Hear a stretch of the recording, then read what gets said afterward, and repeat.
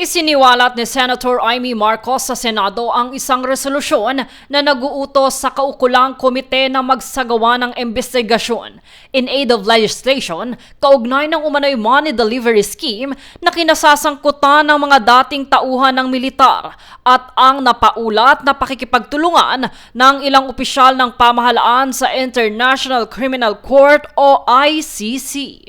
Batay sa resolusyon, nagsagawa ng press conference noong February 24 ngayong taon kung saan inilahad ng isang abogado ang joint affidavit ng 16 na dating miyembro ng Philippine Marine Corps at iba pang dating sundalo na nagsabing inutusan silang maghatid ng mga maleta na puno umano ng pera. Ayon sa kanilang salaysay, sila ay nagsilbing personal assistants o security consultant ni dating kongresista Saldico at umano'y nag-escort sa mga pinagkakatiwalaang tauhan nito sa paghahatid ng cash sa iba't ibang lokasyon sa Metro Manila. Ilan sa mga nabanggit na lugar na umano'y pinagdalhan ng pera ay mga pribadong tirahan sa Forbes Park, Green Hills, Midas Hotel, isang opisina sa House of Representatives at iba pang address, kabilang ang isang gusali sa Valero Street sa Makati na sinasabing ginamit din bilang troll farm.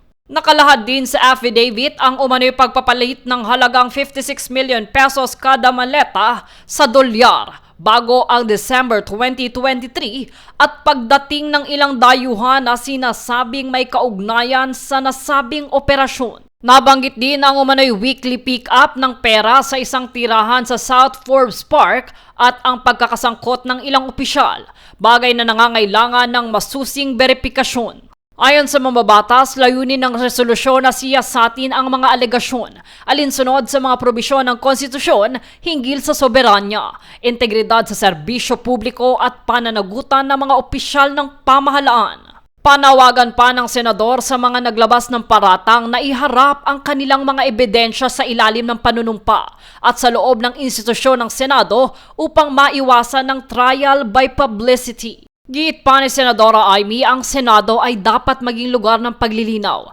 at hindi ng paghusga sa pamamagitan lamang ng press conference at ito rin ang pagkakataon para sa mga nadawit na opisyal na linisin ang kanilang pangalan. Samantala, sinabi ni Senate President Pro Tempore Panfilo Ping Lacson na mahalagang pairalin ang due process at tiyaking nakabatay sa ebidensya ang anumang investigasyon upang mapanatili ang kredibilidad ng institusyon. Well, after all the verification, evaluation, then probably, yes. And pa isang observation, the timing, parang nakatiming to, bakit yung ICC ngayon na nakapokus? Jade Buhoy, nag-uulat para sa Golden Nation Network.